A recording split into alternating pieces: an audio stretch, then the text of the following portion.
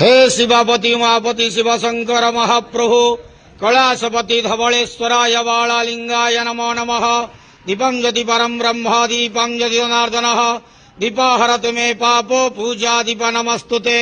अहे धवलेश्वर बालालिंग महाप्रभु संसार सुखी रखंतु। आज भाद्रव मास कृष्ण पक्ष शुभ शनिवार रे समस्त श्रद्धालु भक्त मान को आश्रीपद करंतु मनस्कामना पूर्ण करंतु कर्म क्षेत्रोन्नति करंतु ग्रहरिष्ठ खंडन करंतु जगतर मंगल करंतु विश्वर कल्याण करंतु आपणकर नाम विख्यात करंतु सेवकर डाके श्रवण करंतु समस्त गुआवसा भक्त मानकर मनस्कामना पूर्ण करंतु।